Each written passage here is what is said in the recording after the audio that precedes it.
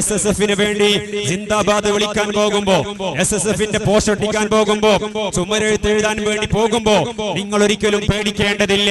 നിങ്ങളുടെ മകനെ നിങ്ങൾ ഏൽപ്പിച്ചിരിക്കുന്നത് സുരക്ഷിതമായ കരങ്ങളിൽ തന്നെയാണ്. ഈ മഹത്തായ പ്രാസ്ഥാനിക നൗകയിൽ മെമ്പറാകുന്നത് കൊണ്ട് നമ്മൾ ലക്ഷ്യം വെക്കുന്നത് പാരത്രികമായ ലക്ഷ്യമാണ്. ദുനിയാവിന്റെ സ്ഥാനമാനങ്ങൾ നമ്മൾ ഒരിക്കലും ആഗ്രഹിക്കുന്നില്ല.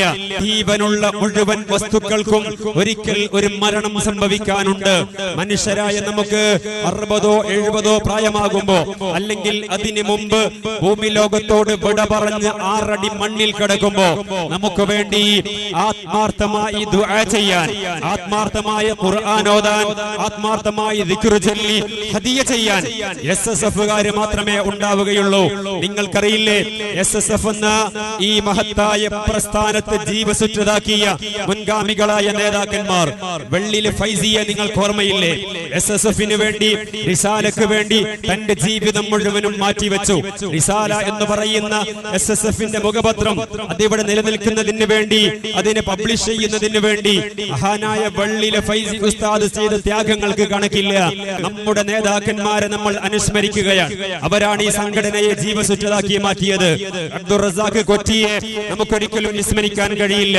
ഓ ഖാലിസർ എന്ന് പറയുന്ന പ്രിയപ്പെട്ട ചെറുപ്പക്കാരൻ SSFിന് വേണ്ടി തന്റെ ജീവിതത്തിലെ പ്രധാനപ്പെട്ട സമയങ്ങളൊക്കെ മാറ്റിവെച്ചത് കൊണ്ട് അദ്ദേഹത്തിന്റെ മരണം നടന്ന് പതിറ്റാണ്ടുകൾ പിന്നിട്ടിട്ടും അദ്ദേഹത്തെ നമ്മൾ അനുസ്മരിച്ചു കൊണ്ടിരിക്കുകയാണ്. ഓ ഖാലിസർ തെളിയിച്ച ഈ ഉന്നതമായ മാർഗത്തിലൂടെയാണ് നമ്മൾ മുന്നേറുന്നത്.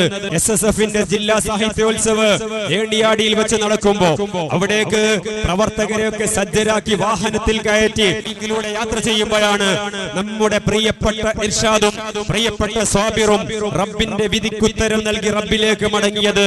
അല്ലാഹു അവരുടെ പാരത്രിക ജീവിതം സന്തോഷപൂർണ്ണമാക്കി കൊടുക്കുമാറാവട്ടെ. കനിയാലയിലെ അഷ്റഫിനെ നമുക്ക് ഓർമ്മയില്ലേ? 300-ലെ ഒരു പ്രവർത്തകൻ തൊട്ട് വർഷങ്ങൾക്ക് മുമ്പാണ് നമ്മോട് വിട പറഞ്ഞത്. ഈ ഉന്നതമായ പ്രസ്ഥാനത്തിന്റെ അംഗമാകുന്നത് കൊണ്ട് നമുക്കുള്ള ഒരു നേട്ടം ഇത് തന്നെയാണ്. അടുത്ത വർഷം സാഹിത്യോത്സവം നടക്കും. ഒരുപാട് പ്രതിഭകൾ മാറ്റുരക്കും. കുട്ടികൾ കവിത പാടും, പ്രസംഗിക്കും, വരക്കും, എഴുതൊക്കെ ചെയ്യും. പക്ഷേ നമ്മൾ അത് കാണാൻ ഉണ്ടാകണമെന്നില്ല. എന്നാലും നമ്മെ അനുസ്മരിക്കുന്ന, നമുക്ക് വേണ്ടി ദുആ ചെയ്യുന്ന വലിയൊരു സമൂഹം കേരളത്തിലുണ്ട് എന്ന വസ്തുത നമ്മൾ മറന്നു പോകരുത്. അതുകൊണ്ട് രക്ഷിതാക്കളെ, ധൈര്യത്തോടെ നിങ്ങൾ പറഞ്ഞയച്ചോ നിങ്ങളുടെ മക്കളെ മഴവിൽ സംഘത്തിലേക്ക്, SSFിലേക്ക് നിങ്ങൾ പറഞ്ഞയച്ചോ. അവരുടെ കഴിവുകൾ പുറത്തു വരട്ടെ.